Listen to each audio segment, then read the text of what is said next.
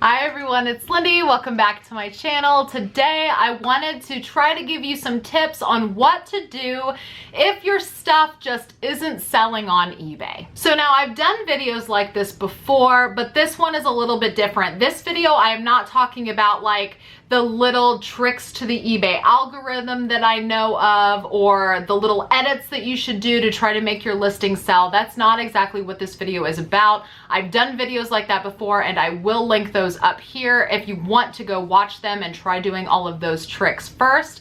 But if you have exhausted everything and you're still not having luck with selling items on the eBay platform, I wanted to help give you some ideas as to what you can do to try to push some sales and get your stuff sold. The first thing that I would recommend you do is find out if your price is not accurate with the market. The reason why I'm bringing this up is because this is actually a really common mistake that a lot of people tend to overlook.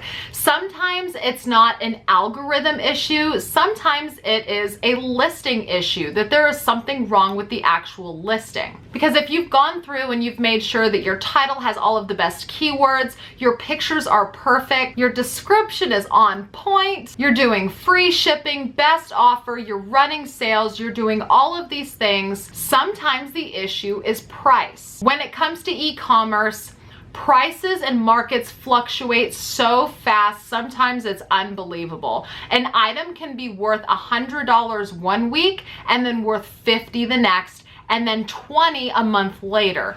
The markets can fluctuate so fast, sometimes you don't even notice. So if you've listed your item and priced it with the market, and if priced it for the market at the time, and now 3 to 6 months has gone by and the item is still sitting there and hasn't sold, it might be because the market has shifted and now you are extremely overpriced. Now, does this mean that you have to drop your price in order to get your item to sell? Maybe. That totally depends on you. It's up to you to determine if the new market price is just so low that there is no way that you want to sell it at that price, and then you decide that you want to hold strong and you want to wait to get the price that you originally wanted. And now there might be a couple of different reasons also why you want to do that. Maybe it's a real pain in the butt item to ship, and so you don't want to sacrifice profit for the inconvenience of actually shipping the item. Or maybe it's an item that you spent a whole lot of money sourcing, and if you were to price with the market, you would actually be losing money or just breaking even. If that happens, considering lowering your price just a little bit, and just know that you have to wait for the rest of the market to sell out before it's your turn to sell yours. I've seen that happen a lot with Amazon. So there will be a whole bunch of competing sellers selling the exact same product, and what ends up happening is there's a race to the bottom, and if you don't want to race to the bottom with everybody else, you're forced to stay and hold your price, but you have to wait to sell your item until those other sellers that are priced lower than you sell out completely, and then it'll be your turn to sell it. And then of course, going along with the same theme of it could be your listing being the reason why it's not selling, is maybe there's a mistake in your listing and you've overlooked it. Let me give you some examples of what exactly I'm talking about. So these are some mistakes that I've actually caught in my own listings that was keeping my listing from selling. At one point, I had the picture not actually matching the title. Now this has happened in both my mistake and an eBay glitch before. Sometime in the past, eBay has had glitches where photos of two different products swapped. Not exactly sure why that happened, but it had happened. So the photo did not match the entire rest of the listing, including, most importantly, the title, because when someone is looking in search, if the picture doesn't match the title, they're not going to click on it because they know that there's something wrong. Same thing if you're creating your listing, maybe you accidentally put the wrong photos in the listing. If the photos don't match the picture, that is probably why it's not selling. Same thing if there is an error within the listing. Me personally, when I was selling clothing, I had a discrepancy in the size, and it happened obviously when the listing was getting created. It had one size in the title. another size in the item specifics, and a completely different size in the item description. So if a potential buyer was coming to look at my listing, they would see 3 different sizes within the listing. They wouldn't know which one is correct. So they simply click away, because I know that buyers have the ability to ask sellers questions. Sometimes buyers just want to go buy an item. They don't want to have to ask a question and wait for a response, especially if you're selling something where there's hundreds or thousands of other items on the platform to pick from.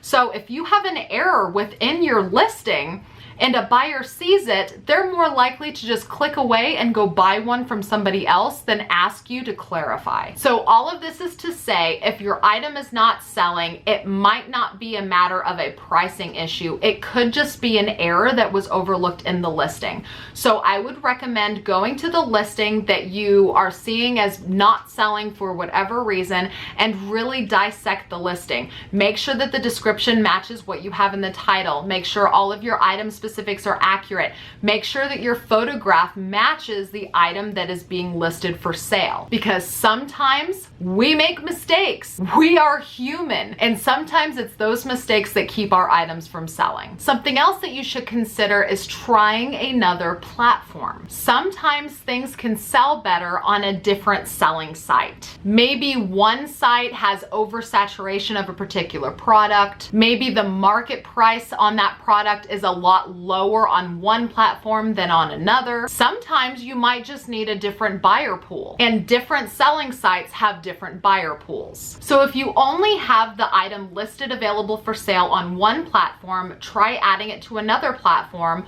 or multiple other platforms to see if you can get more eyes on your product and introduce your product to a different buyer pool across multiple sites. Other platforms also have different perks along with different buyer pools. Other platforms could have lower rates or better shipping cost rates. And also sometimes different things sell better on other platforms. Like maybe you find that cosmetics don't sell nearly as fast for you on eBay as they sell on Mercari. Or maybe that skincare that you were gonna put on eBay would sell for more money on Poshmark. If your item isn't selling on one platform, try putting it on others and see what happens. Because remember, when you list an item for sale on Mercari or Poshmark, there is no fee for listing your item. You only pay a platform fee when it sells. So cross-posting it to multiple platforms does nothing but help. And now if you have your item listed on multiple platforms and it hasn't been selling,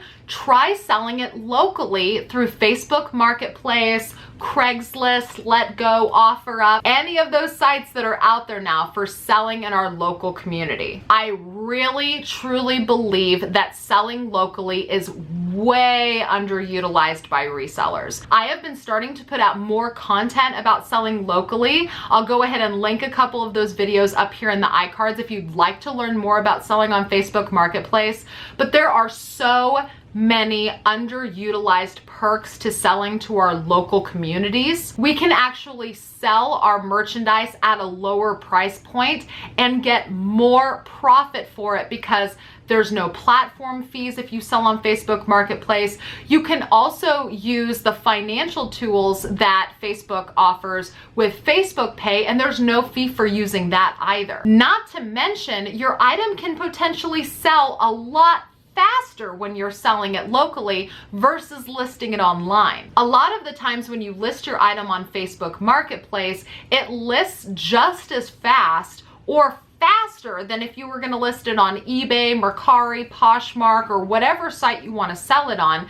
Sometimes it takes the same amount of time to list it on Facebook Marketplace or even faster, and it has a chance to sell faster too. There has been so many times where I have sold an item within hours of listing it on Facebook Marketplace. And I know I've told you guys this story before. I will get pallets in and I will be sorting them in my garage, and I will actually start posting things to Facebook Marketplace while I'm sorting, and my buyer will buy it from me before I've even finished putting away my order. So I've essentially started making my money back, and I've started getting my cash flow and returning capital before I've even finished receiving the pallet. That just goes to show how fast you can get money back when you're flipping on Facebook Marketplace. So if it's not selling online, try selling it locally. Now, I just have to say, when you are a reseller, it is a necessity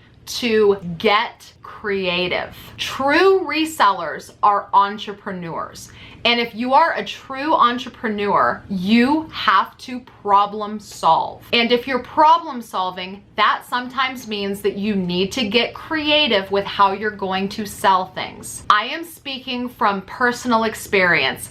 I have never sold 100% of the liquidation that I have purchased online. The only time I have sold everything from an order was when I got a brand new wholesale order that I specifically purchased for online resale. If I'm just going and buying a liquidation order, I have never put everything online, because that is not how the world of liquidation and reselling works. Not everything is going to be good for online. And so if you have stuff listed online, you might have to get creative with how to sell it, because selling it online might not be the best idea. Maybe consider sending traffic from other social media platforms to try to get some additional eyes on your products. Because right now, when you list on a site like eBay or Poshmark, you are relying on the regular reoccurring traffic of those platforms for your item to be seen.